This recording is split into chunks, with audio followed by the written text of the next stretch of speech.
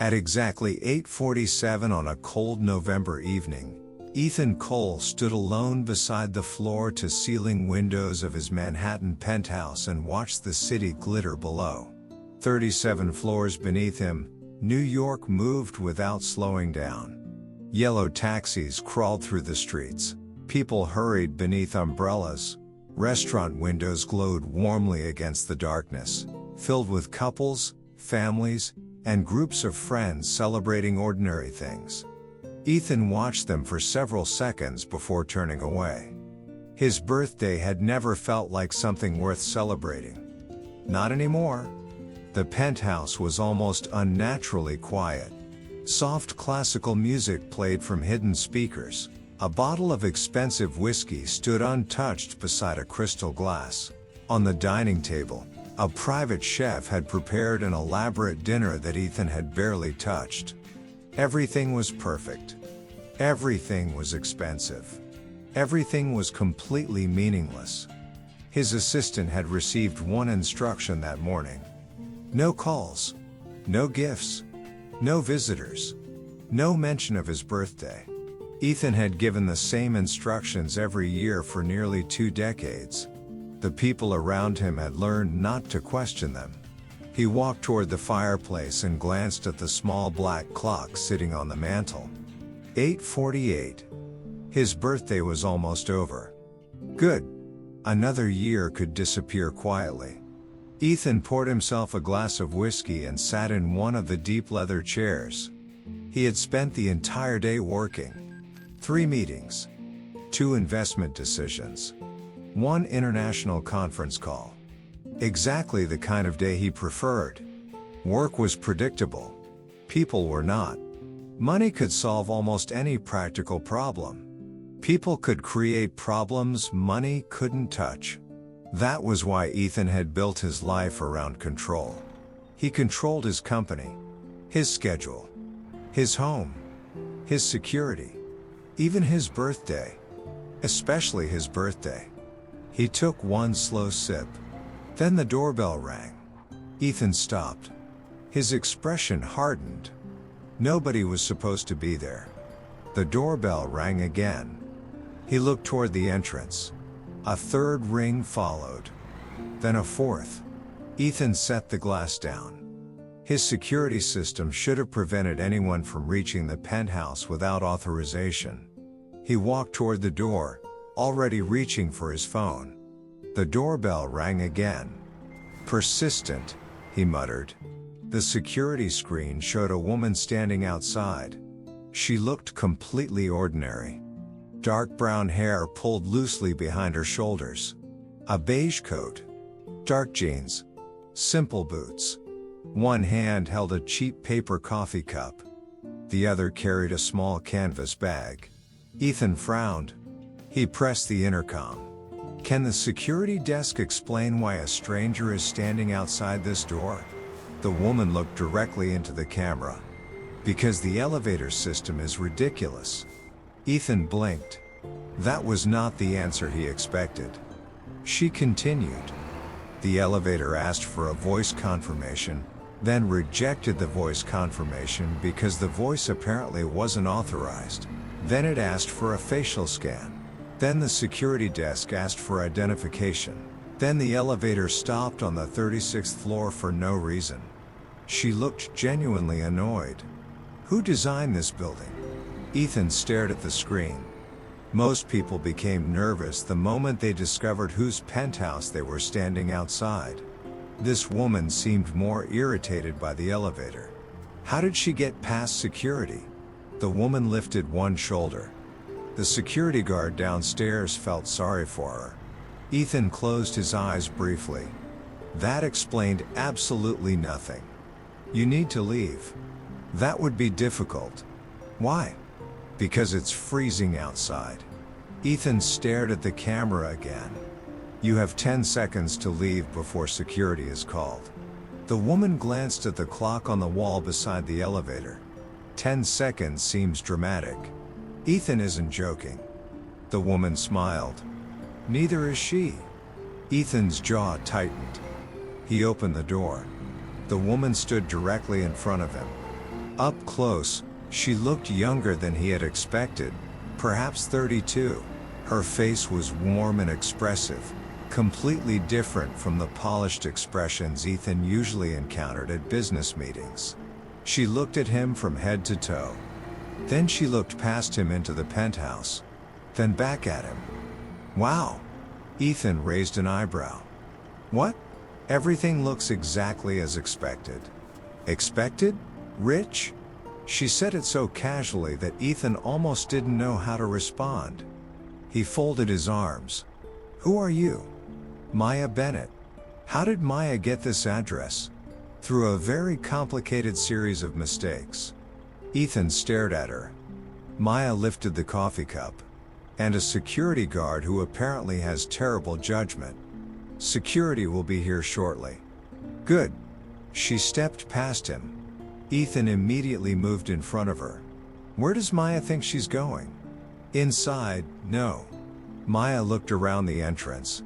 Then she noticed the enormous marble staircase, the modern artwork, and the furniture that probably cost more than the apartment where she lived. She looked back at Ethan. Fine. She placed her coffee on a small marble table. Then she remained standing.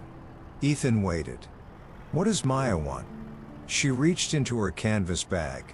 Instead of pulling out a weapon, a legal document, or anything remotely threatening, she produced a small paper bag. The smell of cinnamon drifted into the hallway. Ethan frowned. What is that? Apple pastry. Why? Because she hasn't eaten dinner. Ethan stared at her. That isn't Ethan's problem. No. Maya nodded toward the penthouse. But apparently Ethan hasn't eaten either. His expression changed slightly. She had noticed. He didn't like that. Before he could respond, Maya picked up her coffee again. Besides, standing in the hallway is making the coffee cold. She walked toward the sofa. Ethan watched in disbelief as the complete stranger sat down on his expensive Italian leather couch. She crossed one leg over the other. Then took a sip. Ethan's patience was rapidly disappearing. Get up. Maya looked at him. No. Security is coming. Then security can come. She took another sip. But if they're coming anyway, could someone ask them for warm water? Ethan stared at her. You walked into a billionaire's penthouse on his birthday, sat on his sofa without permission, and demanded warm water? Maya paused. Then her expression softened. Birthday? Ethan immediately regretted saying it. Maya looked at him differently. Not with curiosity about his wealth. Not with admiration. Something closer to concern. So that's why the place feels like a funeral.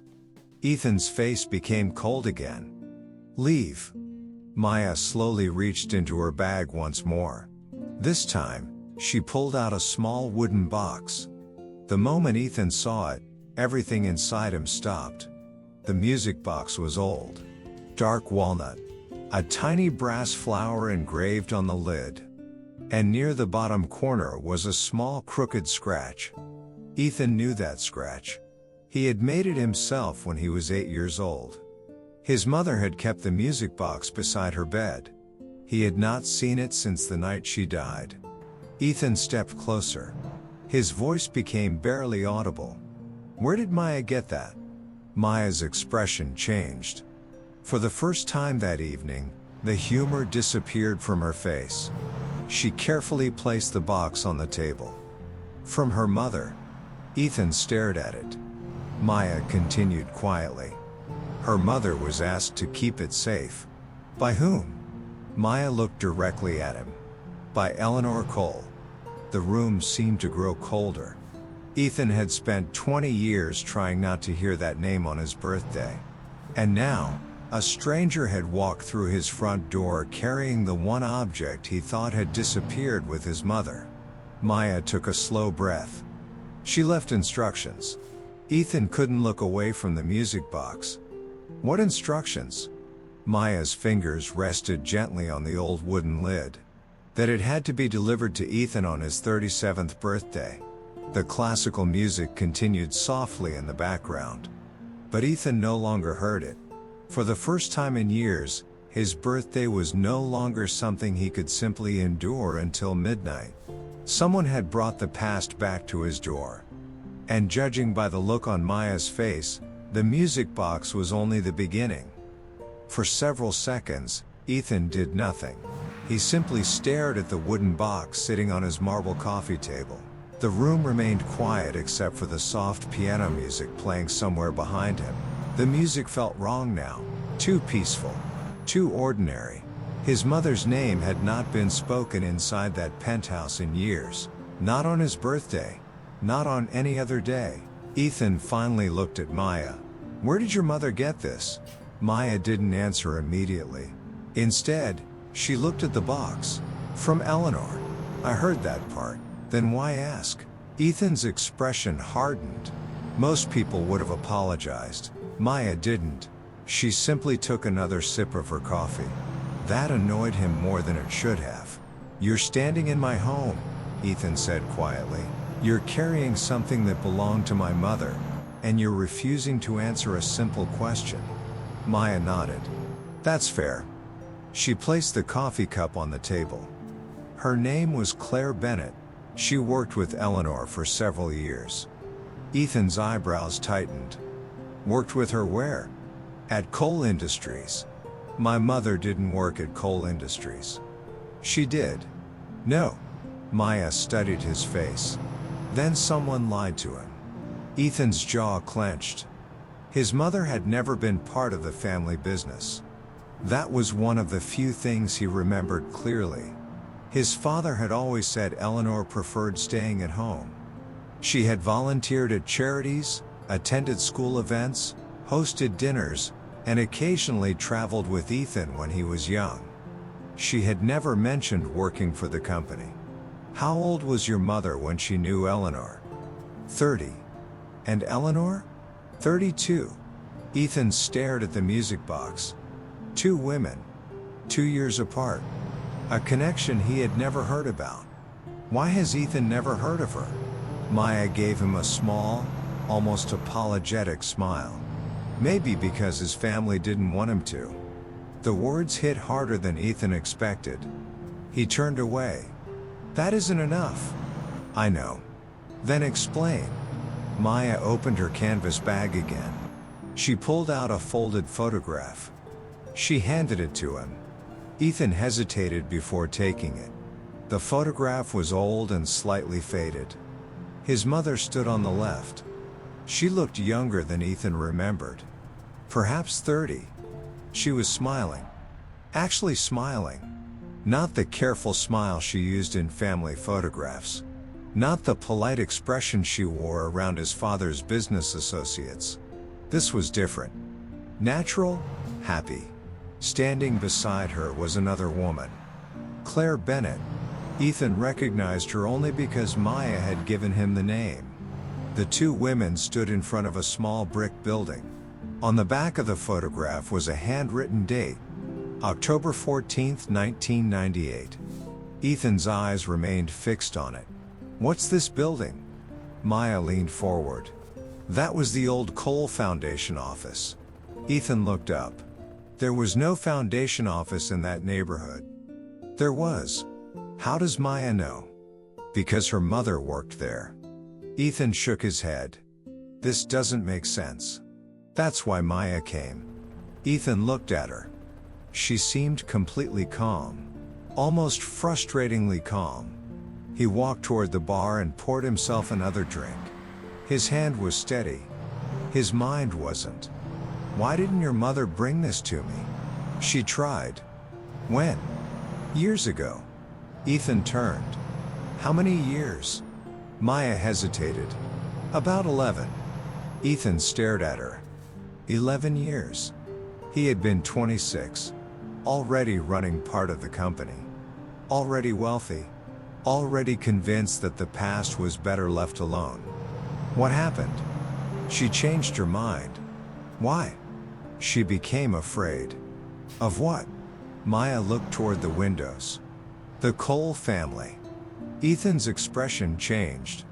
His father had died 8 years earlier. His mother had died long before that.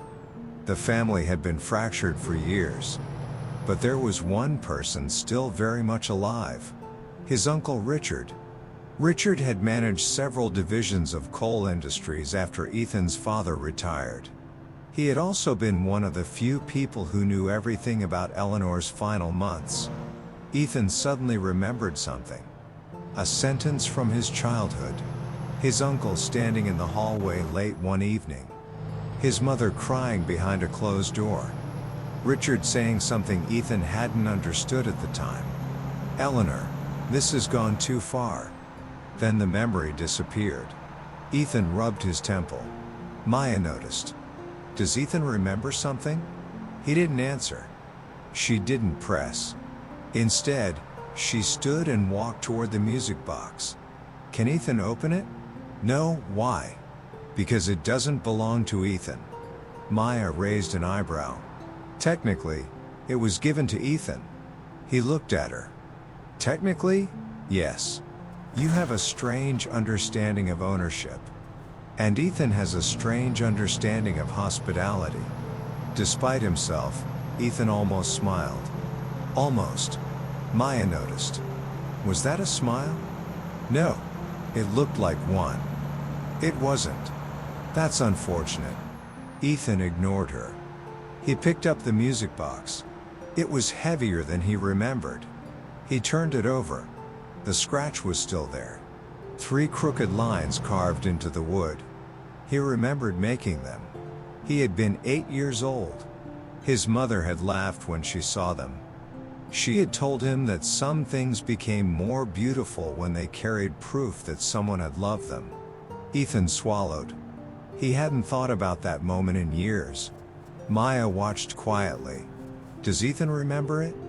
"Yes." "What happened?" "My mother gave me the box." "On his birthday?" Ethan nodded. "She told him to keep it safe."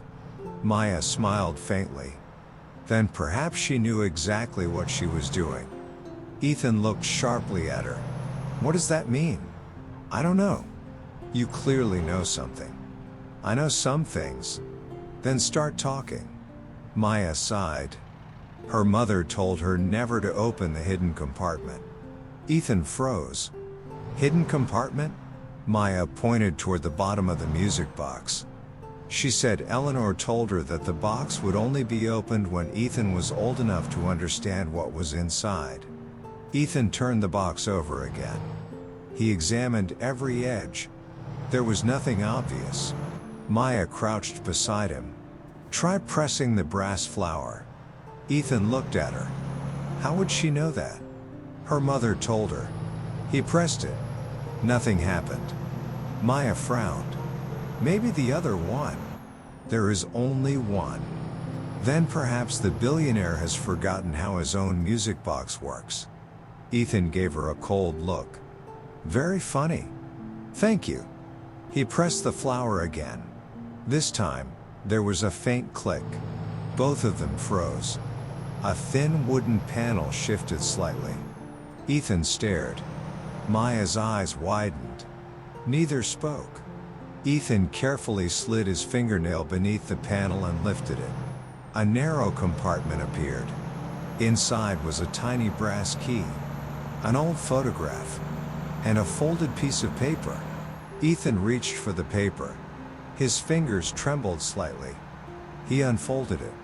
Only one sentence had been written.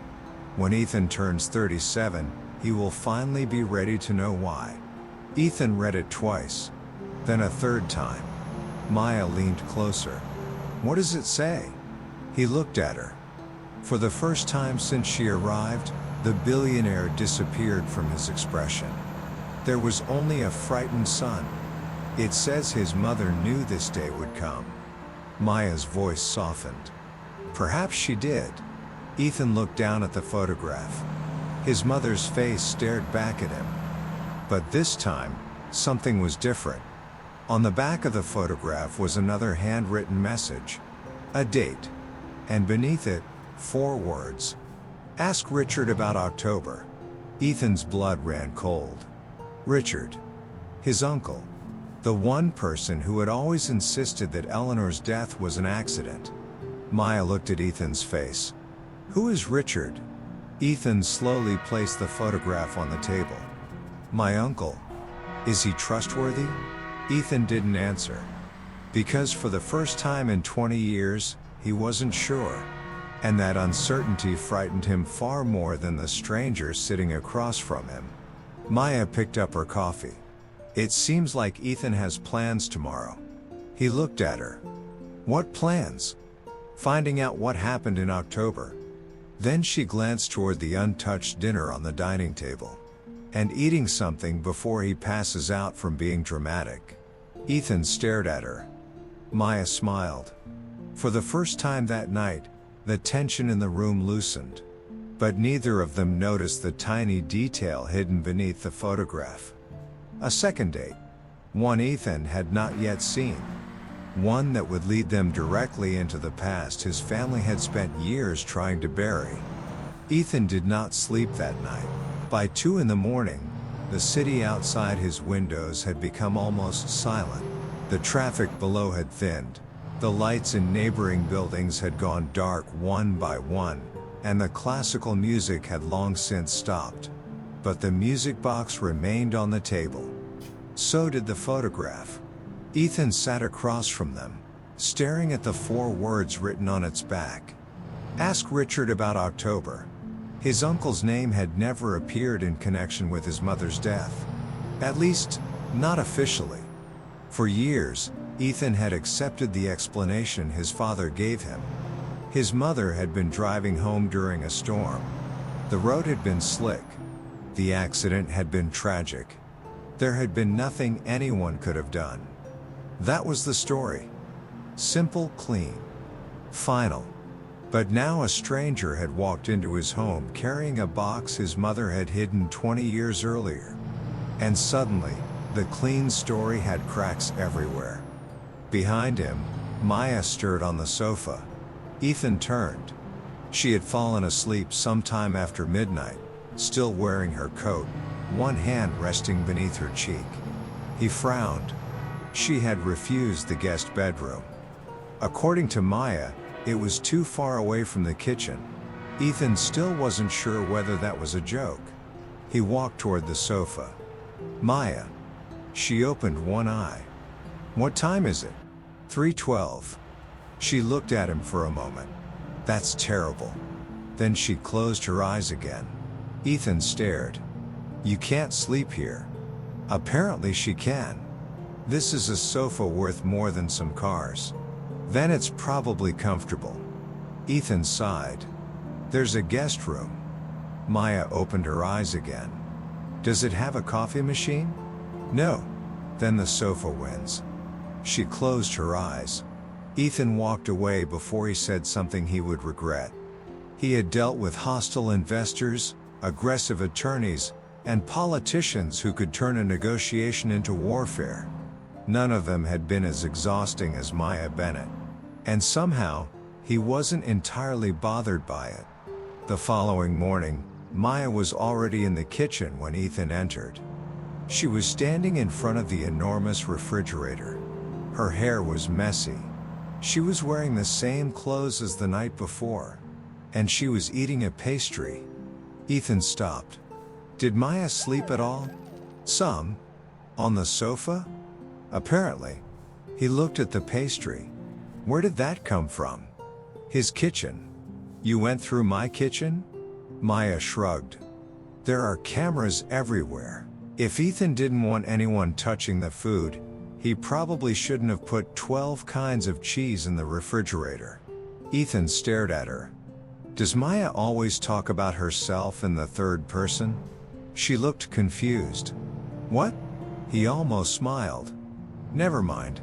Maya pointed toward the table. The photograph. Ethan followed her gaze.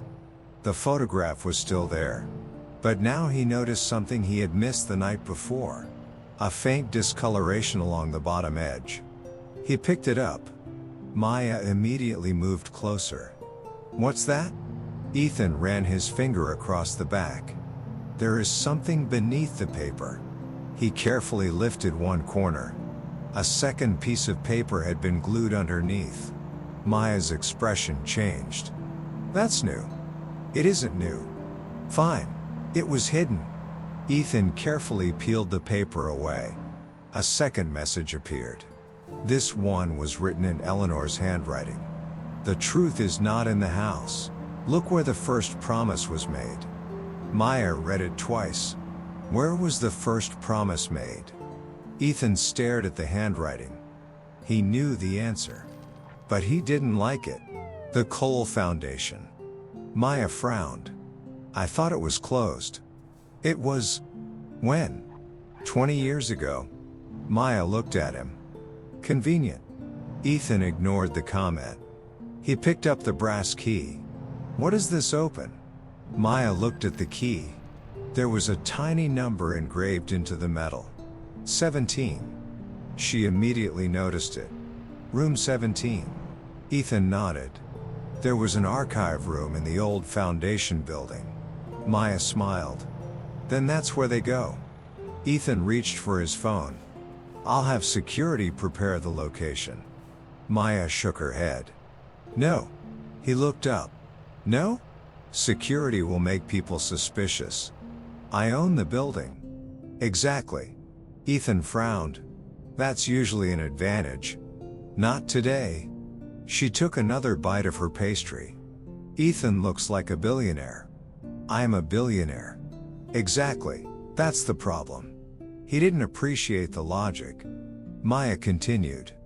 If someone is hiding something, the last person they want walking into an old neighborhood is a billionaire with 6 security cars. I don't use 6 security cars. 5? Still ridiculous. Ethan sighed. He had never imagined spending his 37th birthday investigating his mother's past with a woman who criticized his security arrangements while eating pastries from his kitchen. Yet here he was. By 10 that morning, they were on their way to the old Cole Foundation. Maya had insisted Ethan drive himself. He had protested. She had ignored him. When the black luxury sedan stopped outside the neighborhood, Ethan understood why. The foundation building had been closed for years. The surrounding streets had changed. Small restaurants, repair shops, and grocery stores filled the blocks. People walked past without recognizing Ethan. For once, nobody cared who he was. Maya looked at his suit. You need to change. Why? Because everyone is staring. Ethan looked around. Several people were indeed watching him. He looked down at his tailored charcoal suit. What is wrong with it? Everything. It's a suit. It's a $5,000 suit. $4,800. Maya stared at him. That somehow makes it worse. She opened the trunk and pulled out a simple jacket. Put this on. Ethan looked at it as if she had handed him something contaminated. No. Then people will remember him. Who? The billionaire who walked into a neighborhood archive looking like he was about to buy the building. Ethan reluctantly took the jacket. Maya smiled. See? Progress. Inside the old building, dust covered the shelves. The electricity worked only intermittently. The elevator had been dead for years. Ethan looked at the narrow staircase. There's no elevator? Maya started climbing. Welcome to the real world. 10 minutes later, Ethan was standing in front of a rusted metal door marked Archive, Room 17. He inserted the brass key. It fit. He turned it. The lock clicked. The door opened slowly. Inside were dozens of dusty boxes. Maya switched on her flashlight. Ethan stepped inside. For several minutes, they searched in silence. Then Maya found a box marked with a faded handwritten label. E. Cole, personal. Ethan's heart began beating faster. He opened it. Inside were letters, bank records, photographs, and a small envelope sealed with red wax. Ethan recognized the handwriting immediately. His mother's. He opened the envelope. There was only one page inside. His eyes moved across the first sentence, then stopped. Maya watched his expression change. What does it say? Ethan couldn't answer. He read the sentence again. Then he finally looked at her. His voice was quiet. My mother didn't die because of an accident. Maya's face went still. Ethan looked down at the letter. The next sentence was even worse. Someone had been following Eleanor for weeks before the crash. And at the bottom of the page was a name. A name Ethan had trusted his entire life. Ethan read the name at the bottom of the letter 3 times. He still couldn't make himself believe it. The person Eleanor had written about was someone who had been part of the Cole family for as long as Ethan could remember. Someone who had attended family dinners. Someone who had stood beside Ethan at his mother's funeral. Someone Ethan had trusted without question. His uncle, Richard. Maya watched him carefully. Is that the person he thinks it is? Ethan folded the letter. Yes. Richard? Ethan nodded. Maya didn't immediately respond. Instead, she looked around the dusty archive room. Then they need to find out whether Eleanor was telling the truth. Ethan slipped the letter into his coat. There's nothing more to find here. Maya raised an eyebrow. That's what billionaires say when they don't want to search. I'm serious. So am I. She walked toward the shelves. Eleanor didn't hide one letter in a room full of records for no reason. Ethan looked around.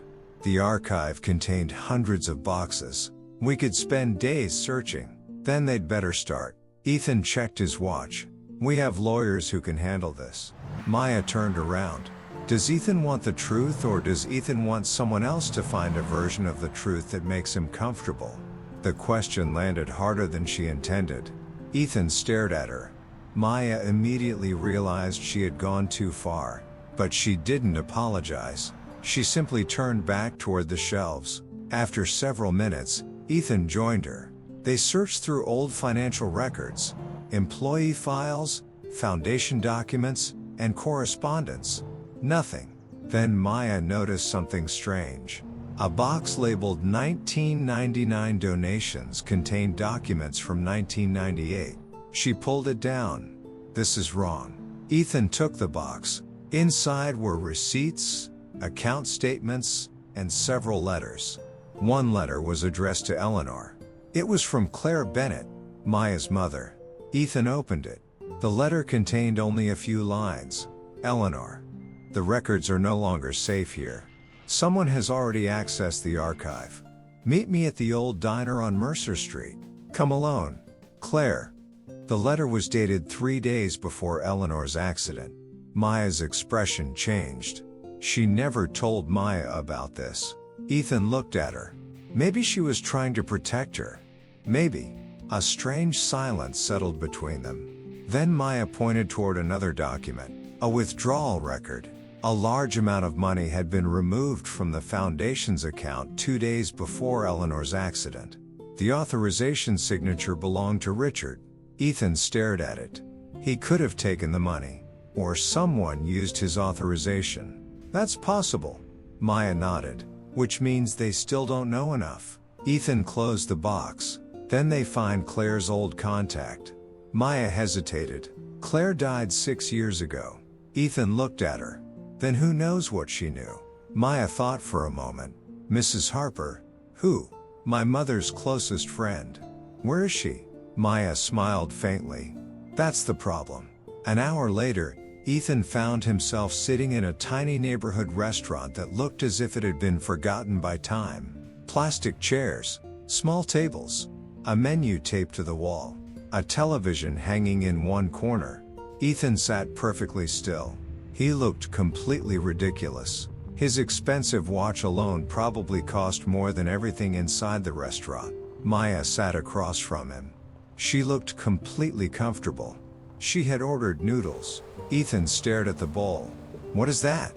Food. I can see that. Then why ask? Ethan looked at her. Maya smiled. You should eat. I'm not hungry. You've been working since 7 this morning. I'm fine. That's what people say right before they faint. The waitress placed a bowl in front of Ethan. He stared at it. Maya laughed. What? Ethan is analyzing the noodles. I am not. You are. He picked up the chopsticks. Maya watched him struggle. Does Ethan know how to use those? Of course. He immediately dropped one. Maya covered her mouth. Don't laugh. I didn't. You're laughing. Only a little. Ethan looked at the bowl. This is absurd. Maya leaned closer. A billionaire has the same stomach as everyone else. She pushed the bowl toward him. Eat. Ethan took a bite. He chewed slowly. His expression remained serious. Maya waited. Well, it's acceptable. She burst out laughing. Acceptable? Yes. That's the highest compliment food has ever received. Ethan shook his head. For a few minutes, they simply ate. The investigation disappeared into the background. The room was warm. People talked around them. Someone at the next table laughed loudly. A child dropped a spoon. An old man argued with the television. It was ordinary, and Ethan realized how long it had been since he had experienced something ordinary. Then an elderly woman entered through the side door. Maya immediately stood. Mrs. Harper? The woman looked at her. Her eyes widened. Maya? Maya hugged her. Ethan remained standing beside the table. Mrs. Harper looked at him. Then her expression changed. You're Eleanor's boy. Ethan nodded. Yes. The woman studied him carefully. He has her eyes. Ethan hadn't heard those words in years. Mrs. Harper sat down. Maya pulled up a chair. For the next hour, Mrs. Harper told them about Eleanor. She described a woman Ethan barely recognized. Eleanor had been intelligent, determined, fearless. She had worked with Claire to investigate financial irregularities inside the family foundation. And she had been terrified. Terrified of Richard? Ethan asked. Mrs. Harper shook her head. Not exactly. Then who? Mrs. Harper looked toward the restaurant window. She believed someone was using Richard. Ethan frowned. What does that mean? Richard had access to the money. But Eleanor didn't believe he was the one controlling everything. Maya leaned forward. Who was? Mrs. Harper hesitated. I don't know. Ethan felt frustrated. Someone must know. Mrs. Harper looked at him. Your mother thought she knew. Who? The old woman lowered her voice. Someone much closer to the family than Richard. Ethan's stomach tightened. Who? Mrs. Harper reached into her handbag. She pulled out an old library card. On the back was an address. Your mother told Claire that if anything happened to her, the answer would be found at the old public library. Ethan looked at the address. Why didn't anyone tell him this before? Mrs. Harper gave him a sad smile. Because Eleanor asked them not to. Why? She was afraid that if the wrong person knew Ethan was searching, Ethan would become a target too. The room seemed to grow quieter. Ethan looked at Maya. She was watching him. There was no teasing in her expression now. Only concern. Mrs. Harper stood. Before leaving, she placed one hand on Ethan's shoulder. Your mother loved you more than anything. Then she walked away. Ethan remained silent. Maya reached across the table and gently touched his hand. He looked down at her fingers. For a moment, neither spoke. Then Maya said quietly, She's right. Ethan looked at her. About what? His mother loved him. Something inside Ethan softened. Only slightly. But enough. He looked at the library card again. There was an address. There was a mystery. And there was a woman sitting across from him who seemed determined to help whether he wanted her help or not. Ethan stood. We're going to the library. Maya smiled. Good. Ethan looked down at his suit. Then at the plastic chair. Then at the half-finished bowl of noodles. He sighed. Does he have to come back here? Maya laughed. Yes. Why? Because he left half his lunch. Ethan stared at her. For the first time that day, he actually laughed. It was quiet, brief, almost unfamiliar. But Maya heard it, and so did Ethan. Neither of them knew yet that the old library would reveal something far more dangerous than financial fraud. Something that would force Ethan to question the story of his mother's final night, and the person who had been standing beside him when she disappeared. The old public library stood on a quiet corner of Mercer Street, squeezed between a hardware store and a bakery that had been there long enough to remember 3 generations of the neighborhood. Ethan stopped outside the entrance and looked up at the faded brick building. He had never been there before. That bothered him. His mother had spent years in Manhattan, yet this place had never appeared in any family photograph, address book, or conversation. Maya stood beside him with her hands tucked into the pockets of her coat. "Ready?" Ethan glanced at her. "No." Maya smiled. "Good, neither am I." They walked inside. The library smelled of old paper, wood, and dust. A gray-haired librarian looked up from behind the desk. Maya approached first. "Excuse me, they are looking for records from the late 90s. The librarian adjusted her glasses. "What kind of records?" "Private archives, maybe Foundation records." The woman looked toward Ethan. Her eyes narrowed slightly. Then she looked at Maya. "Are you Claire Bennett's daughter?" Maya froze. "Yes." The librarian's expression softened. "Then she must have finally sent you." Maya exchanged a confused look with Ethan. "Sent her?" The librarian shook her head. "Never mind." Ethan stepped forward. "My mother was Eleanor Cole." The woman's face changed immediately. For several seconds, she said nothing. Then she reached beneath the desk and pulled out an old key ring.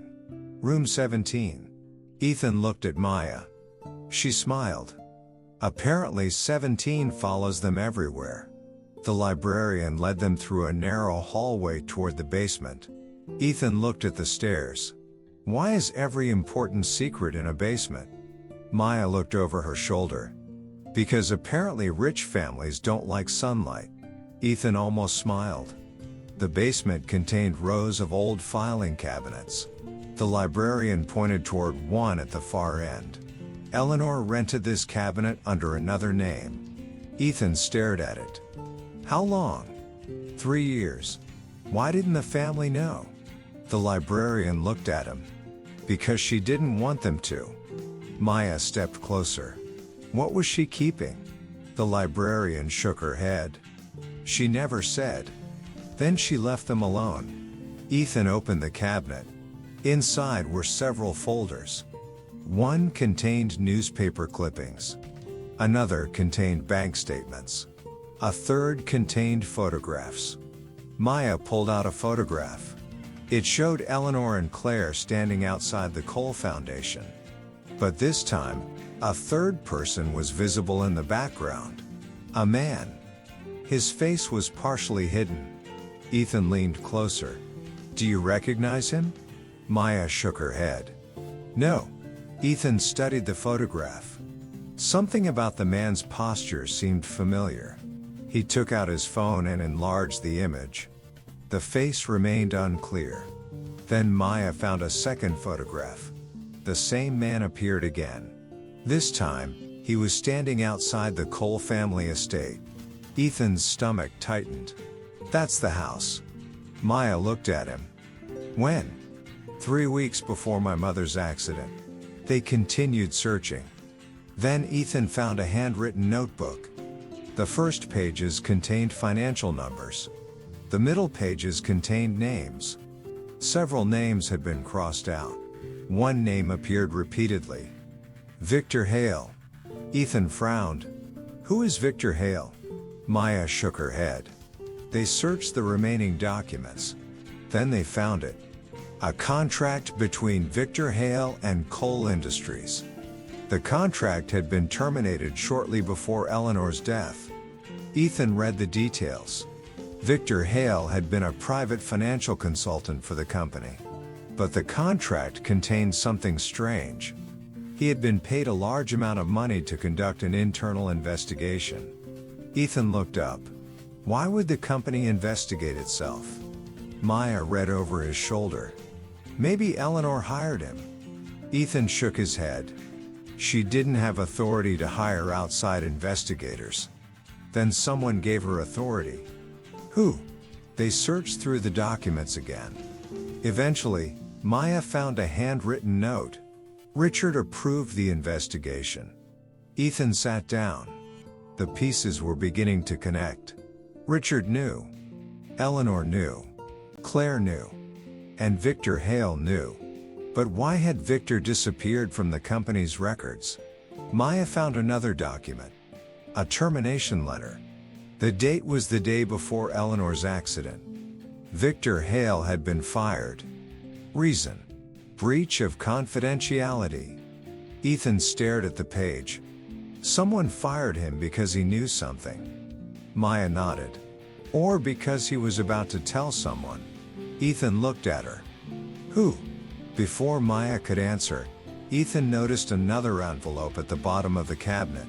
His mother's handwriting was on the front. For Ethan, only if he ever comes looking. His hands became cold. He opened it. Inside was a letter. He read silently. Then his face went pale. Maya watched him carefully. What does it say? Ethan swallowed. My mother knew she was being watched. He continued reading. She had written that someone inside the family had been accessing her files. Someone knew she was investigating the foundation. Someone had followed her car. Then came the sentence that made Ethan stop breathing. If anything happens to me, do not trust the story they tell you about the accident. Ethan lowered the letter. For years, he had believed his mother's death was an unavoidable tragedy. Now he understood that Eleanor herself had feared something would happen. Maya placed a hand on his shoulder. What else? Ethan looked down. There is one more name. Who? He turned the page. The final line contained only 3 words. Ask your father.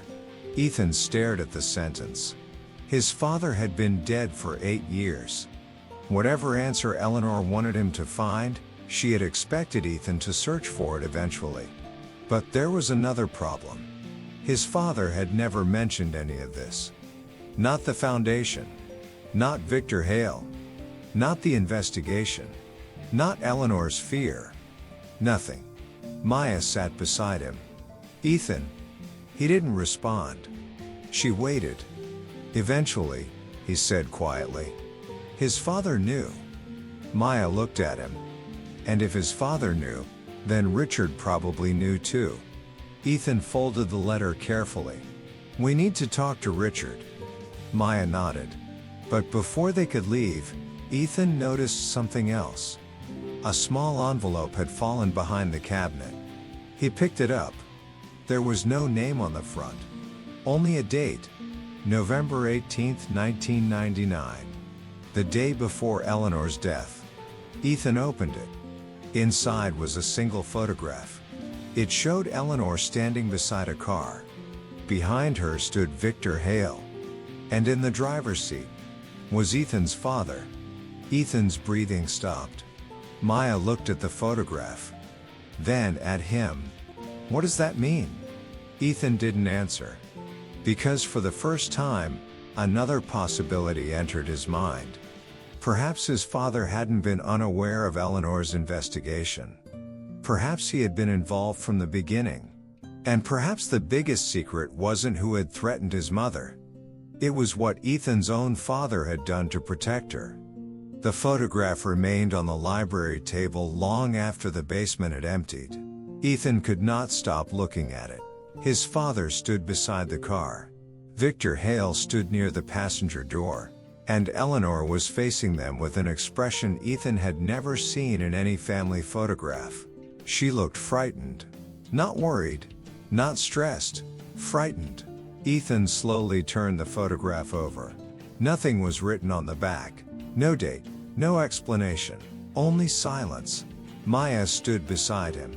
Does Ethan want to go home? Ethan shook his head. No. Then where? To Richard.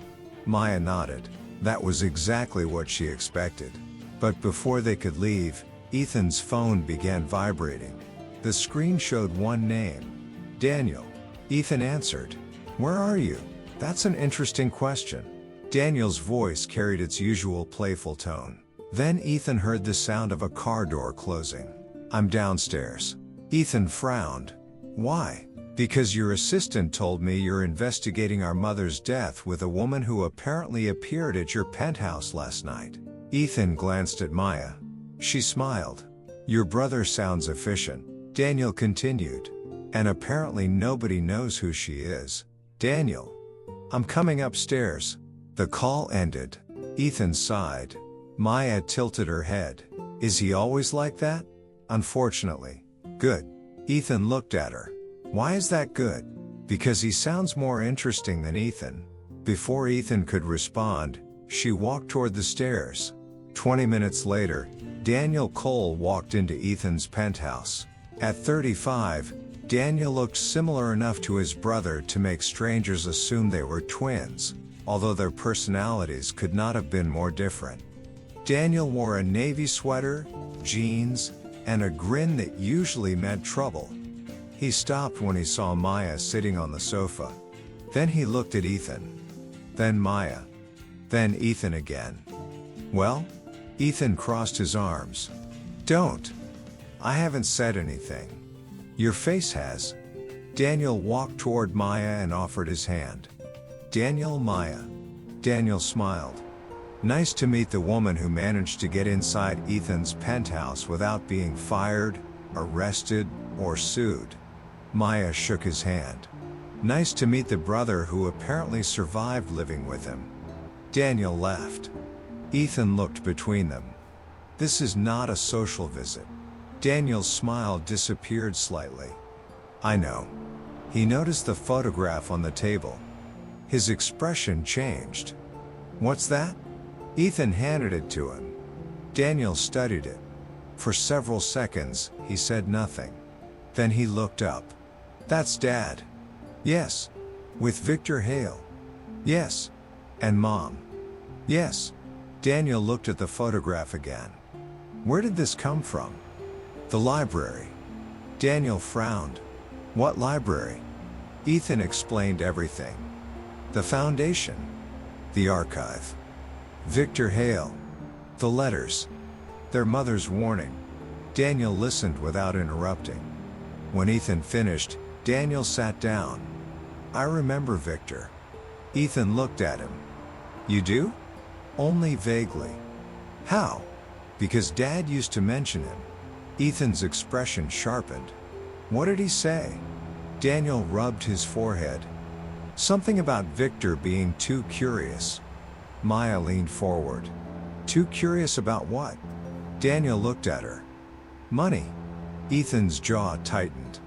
That's not enough. I know. Daniel stood and began pacing. After Mom died, Dad became obsessed with protecting the company. He changed accountants, fired several executives. Richard took over some of the foundation's operations. Ethan stared at him. Why didn't anyone tell me? Daniel gave him a tired look. Because you were 17. I wasn't a child. You were grieving. Ethan said nothing. Daniel continued. Dad thought keeping you away from the business would protect you. Maya looked at Ethan. And did it? Ethan didn't answer. The room became quiet. Then Daniel noticed something strange. A tea tray sat on the coffee table. 2 cups. One belonged to Maya. The other was clearly Ethan's. Daniel looked toward the kitchen. Did Ethan make tea? Ethan frowned. Yes. Daniel stared at him. Then he slowly reached for his phone. What are you doing? Calling a doctor. Ethan's eyes narrowed. Why? Daniel put the phone to his ear. Emergency services? Ethan has been replaced. The man standing here looks exactly like him, but apparently he knows how to make tea for another human being. Maya burst out laughing. Ethan gave his brother a murderous look. Daniel grinned. Good, at least the old Ethan is still alive. Even Ethan couldn't completely hide a smile. For a few moments, the investigation disappeared. Then Daniel's expression became serious again. There is something else. Ethan looked at him. What? Daniel hesitated. After Mom died, Dad received a package. What kind of package? I don't know. Where did it go? Richard took it. The room went silent. Maya looked at Ethan. Ethan immediately reached for his phone. Richard is coming here. Daniel shook his head. That may not be a good idea. Why? Because if he knows Ethan has the photograph, he'll know someone has been searching. Maya nodded. Then Ethan shouldn't tell him what he knows. Ethan looked at her. You have a better idea? Yes. She pointed toward the photograph. Let him talk first. Ethan considered it. For years, he had solved problems by controlling every variable. This time, he needed to do the opposite. He needed to listen. An hour later, Ethan sat alone in his study. The photograph lay inside a drawer. The letters were locked away. Maya was in the kitchen making coffee. Daniel was downstairs speaking with security. For the first time since the investigation began, Ethan had a moment to think. He opened an old drawer in his desk. Inside was a photograph of his mother. He had kept it hidden for years. She was smiling. The same smile from the photograph Maya had brought. Ethan touched the glass covering the picture. He remembered her voice, her hands, the way she used to stand beside his bed when he was sick. He had spent years believing that remembering her only made the pain worse. Now he wondered whether forgetting had been the greater pain. A knock came at the study door. Maya entered carrying 2 cups of coffee. She handed one to him. Ethan accepted it. Thank you. Maya smiled. That sounded almost human. He looked at her. Don't get used to it. She sat across from him. After a moment, she noticed the photograph on his desk. She was beautiful. Ethan nodded. She was. Does he miss her? The question was simple. Ethan looked down. Every day. Maya didn't offer advice. Didn't tell him everything would be fine. She simply remained there. That somehow helped more. Then Ethan's phone rang. Daniel. Ethan answered. Richard is here. Ethan stood. Send him up. Daniel hesitated. Are you sure? Ethan looked at Maya. She gave him a small nod. Yes. A few minutes later, the elevator doors opened. Richard Cole stepped into the penthouse. He was 61, impeccably dressed, calm, and carrying the same confident expression Ethan had seen countless times throughout his childhood. Richard looked at Ethan. Then at Maya. Then at Daniel. His eyes finally settled on the locked drawer behind Ethan's desk. For just 1 second, something flickered across his face. Fear. Ethan noticed it. Richard slowly removed his gloves. I hear someone has been asking questions about Eleanor. Ethan remained still. Yes. Richard looked directly at him. Then perhaps it's time Ethan learned what his mother was really afraid of. Maya's expression tightened. Daniel stopped moving. And Ethan realized that Richard had come prepared to tell a story. The only question was whether it would be the truth. Richard remained standing near the entrance to Ethan's study. For a man who had just walked into a room carrying the weight of a 27-year-old secret, he looked remarkably calm. Ethan knew that calm. It was the same expression Richard had worn at board meetings when millions of dollars were at stake. Controlled, measured, impossible to read. But Ethan had noticed the brief flicker of fear when Richard saw the locked drawer. That was enough. Sit down, Ethan said. Richard took the chair opposite him. Daniel remained near the window. Maya stood beside the bookshelf, watching quietly. Richard looked around the room. Your mother used to sit in here. Ethan's eyes narrowed. She never lived here. No. Richard's voice softened. But your father once considered buying this building for her. Ethan hadn't known that. Why? Because she wanted a place where she could work without being interrupted. Maya folded her arms. That doesn't sound like the whole story. Richard looked at her. Who is she? Maya Bennett. Richard's expression changed. Only slightly. But Ethan noticed. You knew her mother. Richard didn't answer immediately. Then he nodded. Claire. Maya stepped forward. What did you know about her? Richard looked at Ethan. Your mother and Claire were investigating something inside the foundation. What? Missing money. Ethan already knew that. That's not all. Richard sighed. No. Ethan placed the photograph on the desk.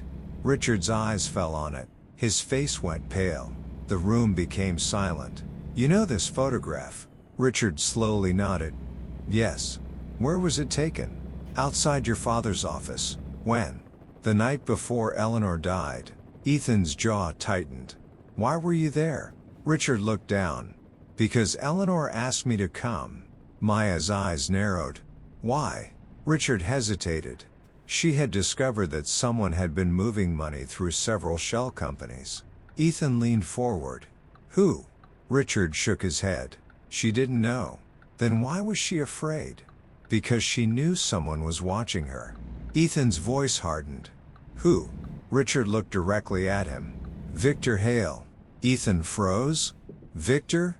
Yes. But Victor was working for the company.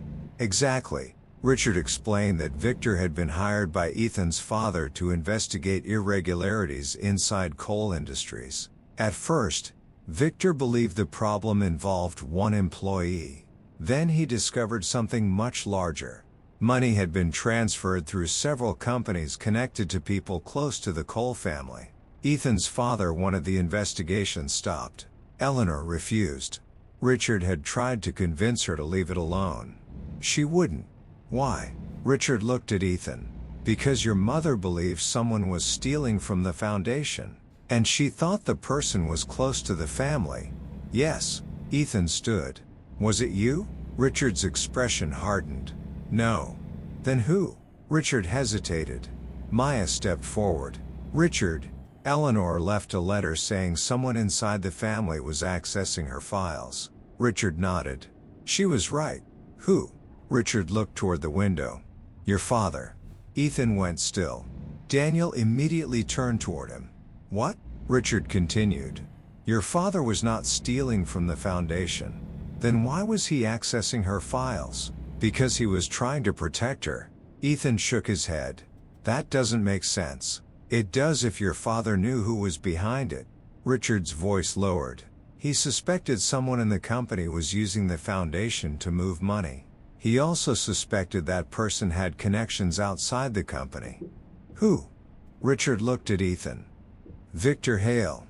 Maya frowned. Victor was investigating the company. Exactly.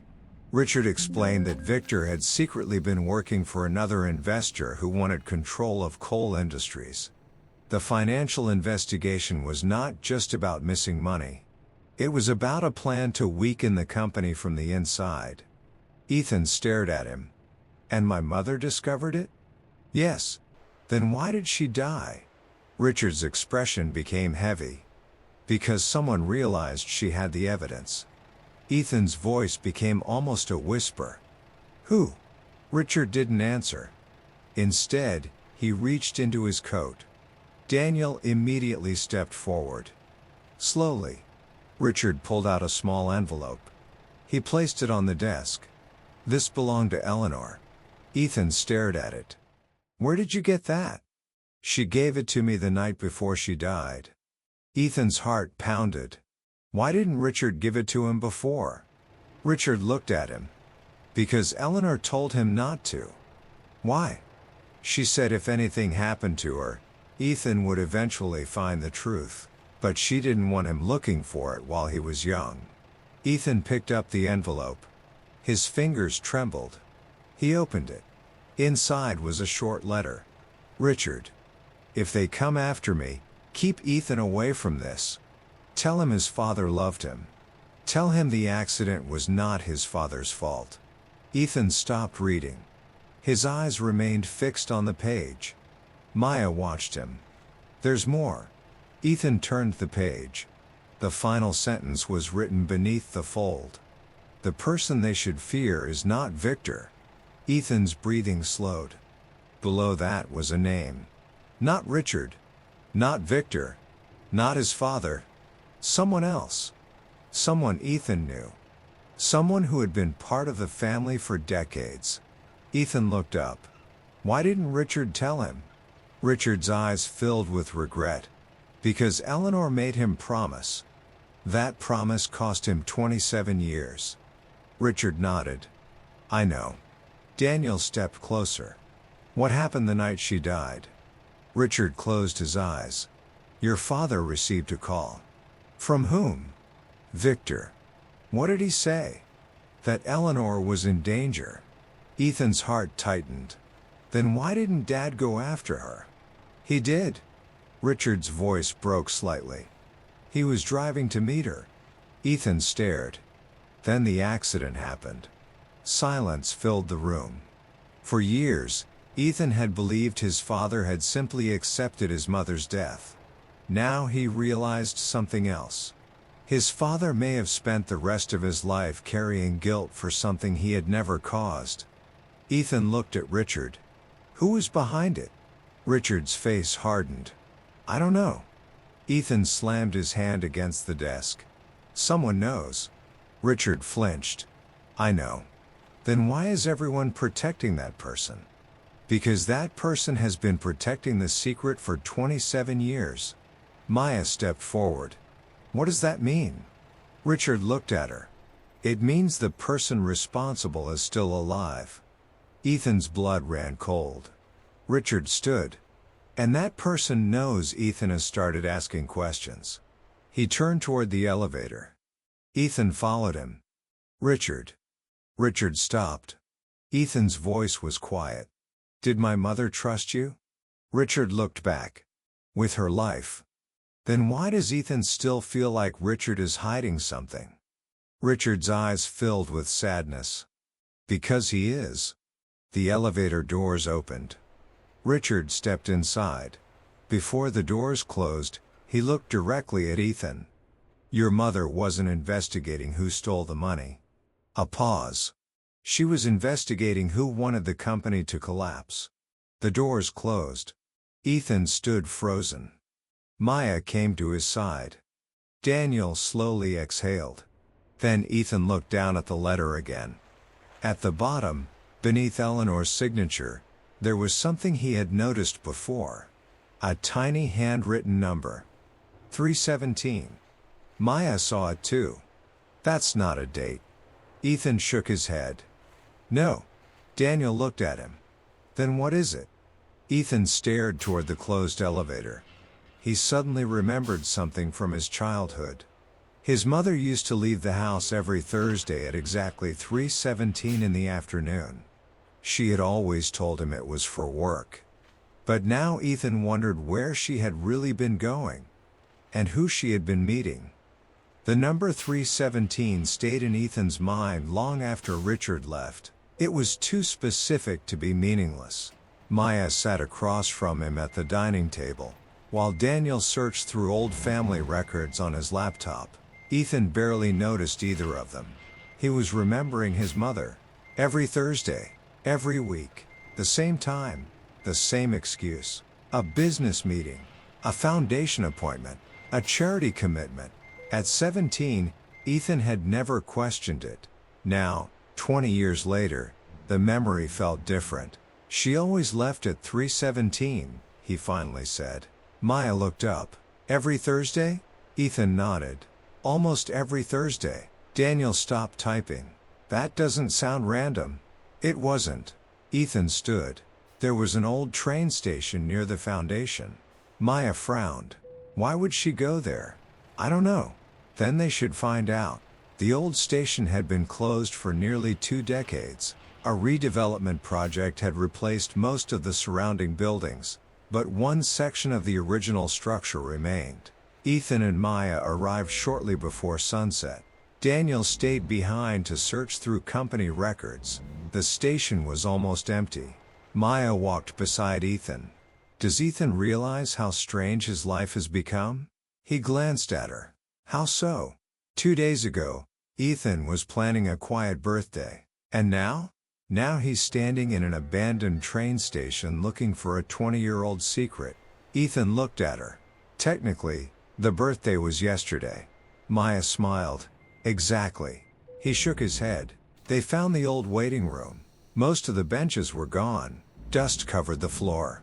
A faded clock remained on the wall. Its hands were frozen at 3:17. Ethan stopped. Maya looked at him. That's creepy. He approached the clock. Behind it was a small metal compartment. The brass key from the music box fit the lock. Ethan turned it. A click sounded. Inside was a narrow envelope. His name was written on it. Ethan. His hands tightened around the paper. He opened it. The letter inside was from Eleanor. But unlike the previous letters, this one had been written shortly before her death. Ethan. If you ever find this, then something went wrong. His throat tightened. There is something your father has never been able to tell you. Ethan looked at Maya. She remained silent. He continued. The person behind the foundation scheme was not trying to steal our money. The money was only a distraction. Ethan's eyes moved down the page. Then came the sentence that changed everything. They wanted control of coal industries. He read faster. Years earlier, several investors had secretly accumulated shares in the company. They intended to force a crisis, drive the stock price down, and eventually take control. Victor Hale had discovered the plan. Eleanor had discovered it too. But there was more. One of the investors had a connection to someone inside the family. Someone who had access to confidential company information. Someone who could manipulate accounts. Someone who could make the entire scheme look like ordinary financial mismanagement. Ethan's heart began pounding. He read the final paragraph. Your father knows who it is. He has spent years protecting you from the truth. But there is one thing he doesn't know. Ethan stopped. Maya leaned forward. What? Ethan turned the page. The final sentence was underlined. The person helping them is not Richard. His eyes widened. Below the sentence was a name. Margaret Cole. Ethan froze. Maya stared at him. Who is Margaret? Ethan couldn't speak. Daniel had never mentioned the name. Richard hadn't mentioned it, but Ethan knew exactly who she was. His father's older sister. His aunt. A woman who had been considered part of the Cole family for as long as he could remember. She had left the company years ago. She had moved to California. She had rarely visited.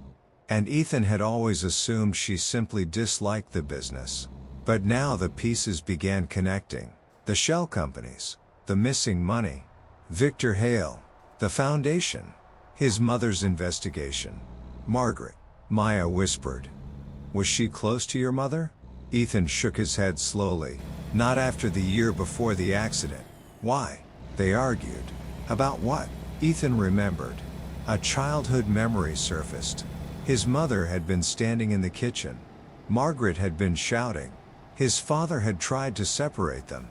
Ethan had never understood what the argument was about. Now he knew. His mother had discovered something.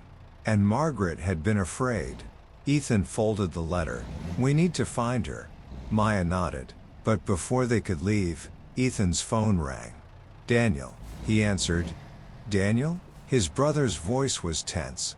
Ethan, there's something wrong. What? Someone accessed the old company server. Ethan frowned. When? 10 minutes ago. Who? I don't know. Daniel paused. But the account used to access it belonged to Dad. Ethan's stomach dropped. That's impossible. Exactly. Where are you? At the penthouse. Ethan looked at Maya. Lock every door. Daniel lowered his voice. Already done. Then he said something that made Ethan stop. There's one more thing. What? Someone left an envelope outside the penthouse. Ethan's heart raced. What does it say? Daniel hesitated. Ethan's name. 20 minutes later, Ethan and Maya returned to the penthouse. Daniel was waiting near the entrance. The envelope sat on the table. No fingerprints. No return address. Only Ethan's name. He opened it. Inside was a single photograph. Ethan stared at it. It showed Margaret standing beside Victor Hale. But the photograph was not from 20 years ago. It had been taken 3 weeks earlier. Maya's expression changed. She's still here. Ethan turned the photograph over. A message was written on the back. If Ethan wants the truth, he should stop looking for the dead. Below it was an address. A hotel. Ethan recognized the name immediately. It was one of the most expensive hotels in the city, and Margaret had checked in that afternoon. Daniel stared at his brother. She wants Ethan to find her. Ethan nodded. Yes. Maya looked at him. Then Ethan is going. He looked at the photograph again. For 27 years, he had believed his mother's death was the tragedy that destroyed his family. Now he understood something much more frightening. His mother's death had never been the end of the story. It had been the beginning. And the woman who knew the truth had just invited Ethan to come and hear it from her directly. The hotel stood at the center of Manhattan like a monument to money, power, and privacy. Ethan had stayed there countless times for business meetings. That night, however, he barely noticed the marble floors or the chandeliers. His mind remained fixed on one thing. Margaret Cole was alive, nearby, and waiting for him. Maya walked beside him. Daniel had stayed at the penthouse, keeping security on alert. Before Ethan entered the private elevator, Maya looked at him. "Are you ready?" "No." She nodded. "Good." Ethan glanced at her. Why does Maya keep saying that? Because people who say they're ready usually aren't. The elevator doors opened. They stepped inside. Ethan pressed the button for the top floor. For several seconds, neither spoke. Then Maya noticed something. Ethan was holding a small notebook. She looked at it. "What's that?" "Notes." "For what?" "Questions." Maya took the notebook. She opened it. Her eyebrows rose. There were several pages filled with carefully organized questions. 1. Why did Margaret work with Victor? 2. Who arranged the financial transfers? 3. Why did Eleanor distrust her? 4. What happened on November 19, 1999? Maya turned another page. There was a schedule. 7 o'clock, arrival. 7:05, greeting. 7:07, ask about Victor. 7:12, ask about Eleanor. 7:20, discuss father. Maya stared at him. Ethan. What? Did he create a meeting agenda for confronting his aunt? It's efficient. Maya laughed. He's trying to interrogate a woman like she's a board meeting. Ethan took the notebook back. Preparation prevents mistakes. Or makes people look like robots. He ignored her. Maya smiled. Relax. I'm relaxed. You have been holding that pen so tightly for 10 minutes that it probably has a will. The elevator doors opened. Ethan took a breath. Let's go. Margaret was waiting in a private suite. She was 68, elegant, silver-haired, and remarkably composed. When Ethan entered, she looked at him for several seconds. Then she smiled sadly. He looks just like his father. Ethan stopped. That's what everyone says. Margaret looked at Maya, and she must be Claire's daughter. Maya nodded. Margaret gestured toward the chairs. Sit. Ethan remained standing. Why did Margaret ask him here? She looked at him. Because Richard has told Ethan enough to make him angry, but not enough to make him understand. Ethan's expression hardened. Then explain. Margaret sighed. Your mother discovered the takeover plan. I know. No. Ethan doesn't. She leaned forward. The money transfers were only the surface. The real plan was to make coal industries appear financially unstable. Once the stock collapsed, several investors would buy controlling shares. Ethan nodded. Victor was involved. Victor discovered it. And Margaret? Margaret looked down. Margaret helped them. Maya's expression changed. Ethan's jaw tightened. Why? Because they had something Margaret wanted. What? Margaret looked at him. Your father. Ethan frowned. That doesn't make sense. It will. Margaret explained that years earlier, Ethan's father had discovered that Margaret had secretly borrowed against part of her shares. She had been struggling financially after a failed investment. He had threatened to remove her from the family business. The people behind the takeover offered her protection. Money. A way out. She accepted. But Eleanor discovered the arrangement. "Your mother confronted me," Margaret said. "She told me she would expose everything."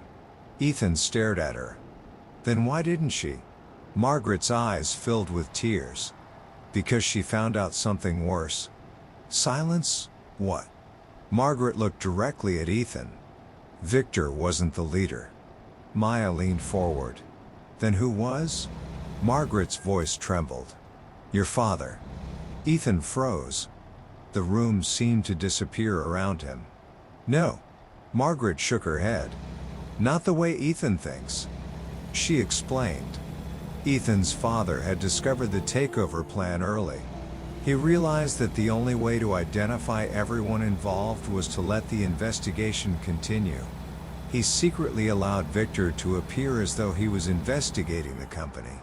He allowed Margaret to believe she was helping the takeover. And he allowed Eleanor to investigate from inside. But the plan went wrong. Victor discovered that someone had leaked information.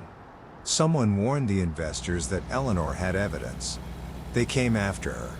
Ethan's father tried to get her out. Then came the accident. Ethan's voice was barely audible. "Did Dad cause it?" Margaret shook her head. "No." "Then who did?" Margaret looked at Maya. Then back at Ethan. "The person who caused the accident was Victor." Ethan's eyes widened. "He was trying to stop Eleanor from delivering the evidence." Maya whispered. "But Victor disappeared. Because your father found him." Ethan's breathing became shallow. "What happened?" Margaret looked down. "Victor died." Ethan stared at her. "He died?" Margaret nodded. "Your father confronted him after the accident. Victor admitted everything." "Then why was there no police report?" "Because your father made a terrible decision." Ethan waited. He buried the truth. The words landed heavily. "Why?" "Because Victor had already arranged everything to make your father look responsible." Margaret explained that if the truth became public, Ethan's father would have been blamed for the entire scheme. The company could have collapsed. Ethan and Daniel could have lost everything. So his father chose silence. He protected the company. He protected his children. But he also allowed Eleanor's death to remain labeled as an accident. Ethan sat down. For years, he had resented his father. He had believed the old man had simply moved on. Now he understood. His father had carried the secret until his death. Maya sat beside Ethan. Margaret continued. "Your mother knew what he planned." Ethan looked up. "She agreed?" Margaret nodded. "She was furious." "Then why did she forgive him?" "She didn't." Margaret's voice softened. "But she understood why he did it." Ethan looked away. His eyes burned. All the anger he had carried toward his father suddenly had nowhere to go. Then Margaret said something unexpected. "Your mother left one final message." Ethan looked at her. "Where?" Margaret reached into her purse. She pulled out a small envelope. This was supposed to be given to Ethan on his 37th birthday. Ethan stared at it. His birthday? Yesterday. He slowly opened the envelope. Inside was a photograph of Eleanor holding a small birthday cake. On the back, she had written, "Ethan, if you're reading this, then you've finally stopped running from the past." His throat tightened. Below it was one final line. "Don't spend your life protecting yourself from losing people. That's not living." Ethan closed his eyes. Maya gently touched his arm. For the first time, Ethan allowed himself to cry. Not dramatically. Not loudly. Just quietly. Years of grief finally breaking through the walls he had built around himself. Maya didn't try to stop it. She simply stayed. After several minutes, Ethan looked at her. She knew. Maya nodded. She knew Ethan would become like his father. He looked confused. How? Successful. Powerful. Protected. Maya smiled sadly. And lonely. Ethan looked down at his mother's photograph. For years, he had believed the penthouse was a fortress. Now he understood it had been a prison. A beautiful one. But still a prison. He looked at Maya. Does Maya think he should change? She smiled. Maya thinks Ethan already started. For once, Ethan didn't argue. Outside the hotel windows, the city lights shimmered across Manhattan. And somewhere inside him, something finally began to change. Not because he had solved every mystery. Not because his family had been innocent. But because, for the first time, Ethan understood what his mother had been trying to teach him all along. A life without risk might be safe. But it could never be full. 3 months later, Ethan's penthouse looked almost unrecognizable. The expensive furniture was still there. The city view had not changed. The marble floors remained spotless. But the apartment no longer felt like a museum. There were books stacked beside the sofa. A coffee machine sat permanently on the kitchen counter. A small plant occupied the corner of the dining room. Despite Ethan's initial claim that he had no time to maintain vegetation, Maya had disagreed. She had bought the plant anyway. It was still alive. Barely. But alive. Ethan considered that a personal victory. More importantly, the penthouse was no longer silent. There were people coming and going. Daniel visited without announcing himself. Friends occasionally stopped by. And Maya had somehow developed the habit of leaving her coat on the back of Ethan's favorite chair. He had complained about it exactly 3 times. She had ignored him every time. The investigation had also changed Ethan's relationship with his family. The truth about Eleanor's death had eventually been given to the authorities. Victor's involvement was confirmed through financial records and archived evidence. Margaret cooperated with the investigation and accepted responsibility for her role in the financial scheme. Richard testified about what he had known. And Ethan's father's reputation was finally cleared of the suspicion that had quietly followed the family for decades. It had not erased the pain. But it had finally given the family something they had never possessed: the truth. Ethan stood in front of the mirror on a Saturday morning, adjusting his tie. Maya appeared in the doorway. She looked at him. Then at the suit. Then at the watch. Then at the neatly folded piece of paper in his hand. "What is that?" Ethan quickly hid it. "Nothing." Maya walked closer. "That looks suspiciously like another schedule." "It isn't." She reached for it. Ethan moved it behind his back. Maya laughed. "He's still doing it." "Doing what?" "Planning dates like corporate acquisitions." Ethan sighed. "It's not a corporate acquisition." "Then why does the paper say 6 p.m., dinner, 7:15 p.m., walk, 8 p.m., conversation?" Ethan looked embarrassed. "That was a preliminary plan." "A preliminary plan?" "Yes." Maya shook her head. "Ethan." He looked at her. "What? Dating isn't a board meeting." "I know." "Does he?" Ethan smiled. "I'm learning." Maya studied him for a moment. Then she took the schedule and tore it in half. Ethan stared. "Maya." She tore it again. "Maya." Another tear. "That's an important document." "No, it's not." "It took 20 minutes. She laughed. "Exactly." Ethan shook his head. But he was smiling. That evening, Maya took Ethan somewhere he would never have chosen himself. The same little neighborhood restaurant where they had eaten during the investigation. Ethan stopped outside. "You brought him here?" Maya smiled. "Yes. It's not exactly romantic." "Who said it had to be?" Ethan looked at her. She opened the door. "Come on." Inside, the same old man was arguing with the television. The same waitress recognized Maya. When she saw Ethan, she laughed. "Back again?" Ethan nodded.